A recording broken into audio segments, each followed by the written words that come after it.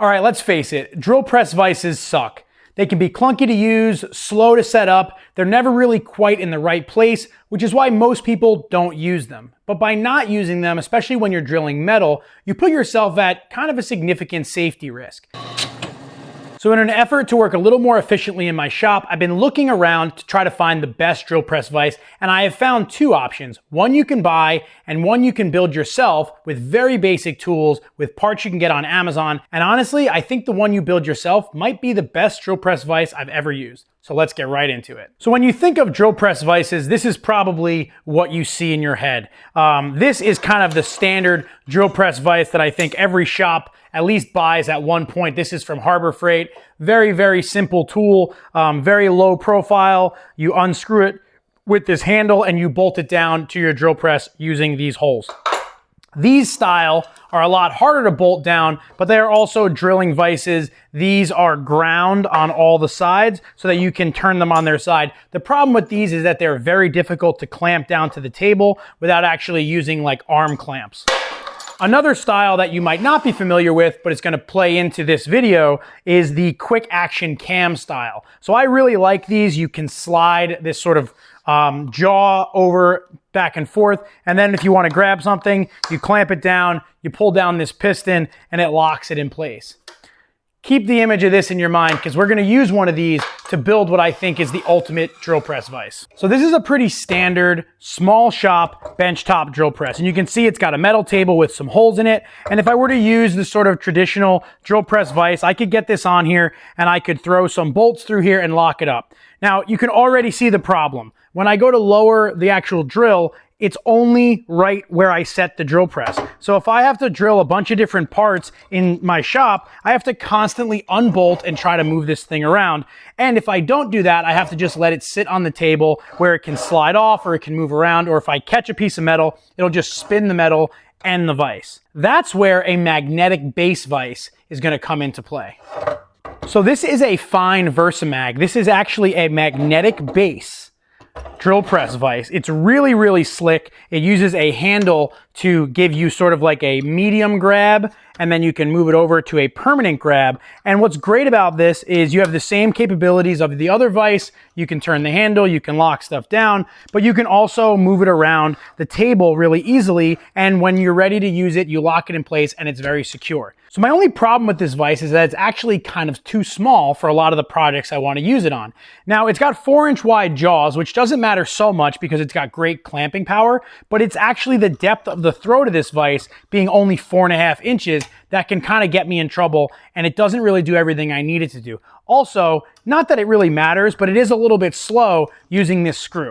So let's go back over to the bench and I'll show you how you can build essentially this same vise, but on a larger scale for less money. And I think it's actually a better way to work on your drill press. So like I mentioned before, I really like these quick action vices. This one's from Shars. I bought this brand new basically to make this video. This cost a little bit over $100. It's 6 inches wide and it can grab parts that are a little bit bigger than 6 inches deep. Now, so this is the part of the assembly that gets interesting. This is a magnetic chuck. So by putting this Allen key in here, you essentially turn this lever over, and by doing so, I've activated the magnet, and you can see that a steel part sticks really well to it. Now, if you've ever watched my videos where I'm grinding stuff on my downdraft table, I use magnetic chucks to grind parts. They're great for holding things down without clamps, and the magnetic force is pretty good on this. This cost a little bit over $100, and the way we're going to use it is actually upside down. So in theory, if we turn this upside down, we've now replicated the base that's on this Fein Versamag. So great, we can turn it on using the lever, and now it's not going to move. It's permanently mounted down to the table with magnetic force. And as you might be able to guess, this magnetic chuck is perfectly sized to fit this quick acting vise. The best part about this whole thing is that this magnetic chuck actually came with hold downs that fit perfectly on this vise to bolt the vise to the magnetic chuck, and that's it. Let's put this thing together and I'll show you how it works over on the drill press. So these are T-bolt hold downs that came with the magnetic chuck. These would have actually been meant to keep the magnetic chuck down to your surface grinder or a milling machine. We're going to essentially use them upside down to lock into this milled part of the magnetic chuck, and then we're going to clamp the vise right to it. What's nice about it is because they have this T-slot head, we can make it basically super flush, and it is really as easy as grabbing a wrench and tightening this down. Before I make it too tight, let's do the other side.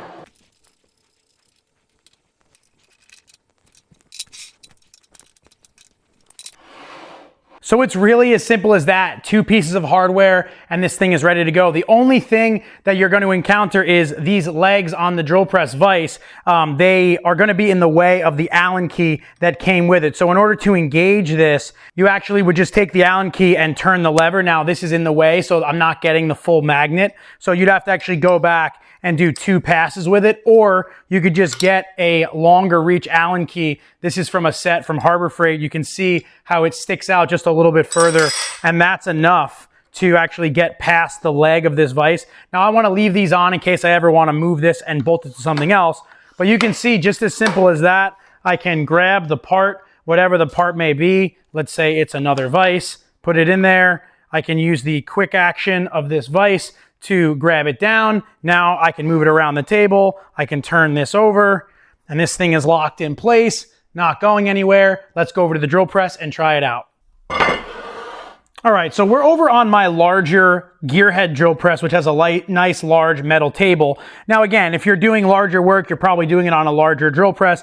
And here's a perfect example. I want to drill a couple of holes in this piece of plate. This plate's a little bit too big to fit in that Fein drill press, and I want something that's gonna have a little more coverage. So we'll unlock this vise, open it up. One of the things I like about this vise is it does have a little step in the jaw, so you can use that. I don't love how low it is, so I'm probably going to make my own jaws for this, but for this illustration, it's fine. We'll lock down the jaw.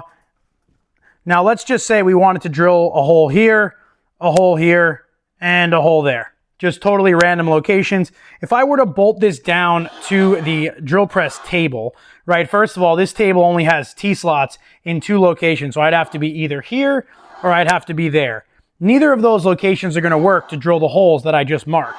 So what I'm going to use the magnetic base for is I'm going to slide this around. I've got a 5/8 drill bit in here. I'm not going to drill a pilot hole first because I want to experience as much vibration as I possibly can just to prove the point that this works really well. Now I'm using that extended Allen key. We'll lock this down. This is not going anywhere. It's totally locked down to the drill press table because obviously the table's steel, and we'll get this hole drilled.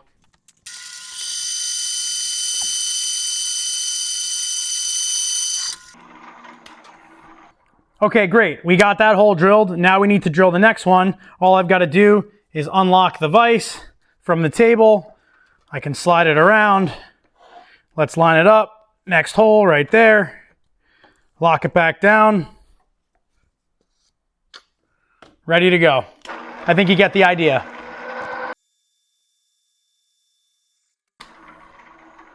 When everything's done, I can go ahead and unlock the vise, move it around so I can more easily get to the part, unlock the jaw. There we go. And that's it. Super easy. The only thing about a vise like this is there is the opportunity for chips to collect inside it, kind of down up in there. But you saw how easy it was to assemble this. All we'd have to do is undo these bolts. This vise would pop off and you could clean everything out. The other thing is you haven't destroyed or modified anything. You still have a magnetic chuck and you still have a quick release vise that are completely unmodified and can be used for anything else you need to use them for in the shop. All right, so my total spend to build this magnetic base vise was $250. It was $150 for the magnetic chuck and $100 for this vise after shipping. I think it was $68 for the actual vise and then another $32 in shipping, both from Amazon, and I'll put links down in the description of this video where you can buy them. You don't need any other tools to put this together. And if you don't have a metal shop like I do, you could easily do this with just a couple of wrenches, and you could use this exact same vise in your wood shop on your drill press as long as it has a steel table. Now, the thicker the table, the better this magnet is going to perform. That's the same thing with any like lifting magnet. The thicker the steel that it's magnetized to, the better grab it has. So if you have a nice thick steel or cast iron table, it's going to work better. Now, don't write off the Fein Versamag, even though it is a little more expensive at $450,